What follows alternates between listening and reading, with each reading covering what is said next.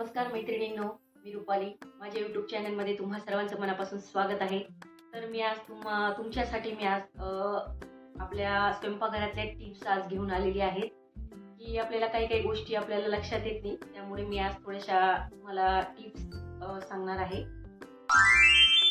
आता एक पहिली टिप्स सांगते की जेव्हा आपण पोळ्या करतो, पोळ्याच्या डब्यात पोळ्या ठेवतो, तर तेव्हा आपण त्यात जर थोडासा अद्रकचा तुकडा ठेवला तर पोळ्या जास्त वेळ मऊ राहतात आणि फ्रेश राहतात.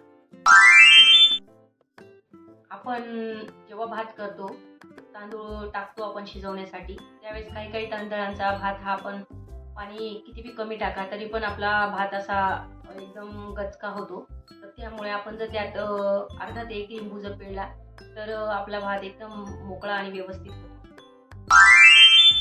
तर आपण जेव्हा भाजी करतो, काही काहींच्या भाजीला तरीच येत नाही, तर तरी येण्यासाठी त्यात अर्धा ते एक चमचा जर आपण साखर टाकली तर आपल्याला आपल्या भाजीला तरी खूप छान येते. जेव्हा आपण भाजी करतो, कधी कधी आपल्याकडून भाजीमध्ये मीठ जास्त पडून जातं, तर त्यासाठी आपण ती भाजी खात नाही किंवा फेकून देतो.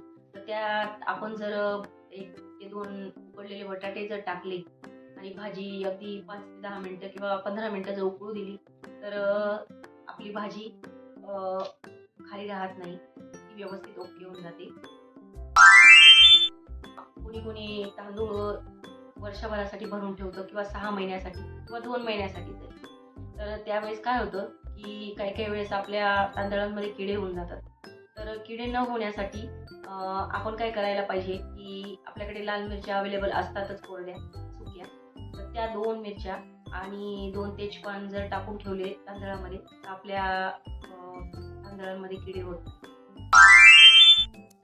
जेव्हा आपण इडलीचं पीठ बनवतो तर आपण नेमकं तर करत नाही, आपलं एक्स्ट्राच पीठ होतं. इडल्या केल्यावर जर आपलं पीठ उरलं तर आपण त्यात जर जास्त आंबू नये, कधी कधी पीठ आंबून जातं ते जास्त वेळ पडल्यावर, तर त्यामध्ये ते आंबू नये किंवा खूप असं आंबट होऊ नये, तर त्यासाठी आपण जर त्यात 1 ते 2 हिरव्या मिरच्या टाकून ठेवल्या तर पीठ जास्त आंबट होत नाही.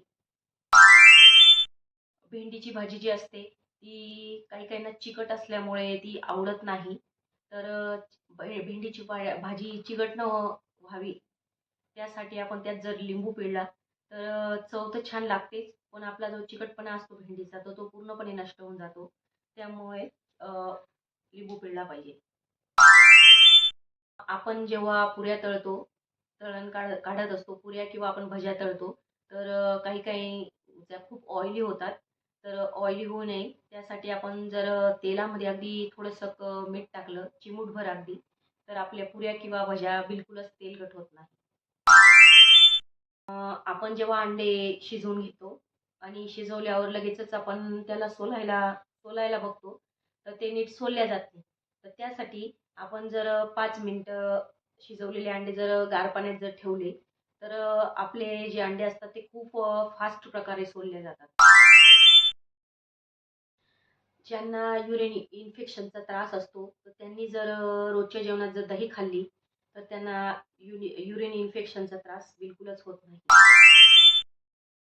जर आपल्याला एखादी ग्रेव्हीची भाजी बनवायची असेल, तर आपण जेव्हा कांदा भाजतो, तर त्यामध्ये थोडंसं आपण 1 ते 2 चमचे जर आपण बेसनचं पीठ वापरलं, तर आपली ग्रेव्ही चविष्ट तर होतेच, पण त्याला घट्टपणा यायला मदत होत असते. तर ह्या सगळ्या मी टिप्स तुम्हाला सांगितल्या. तर तुम्हाला जर माझ्या टिप्स आवडल्या असतील, तर मला नक्की नक्की कमेंट करून नक्की कळवा, की तुम्हाला या टिप्स कशा वाटल्या.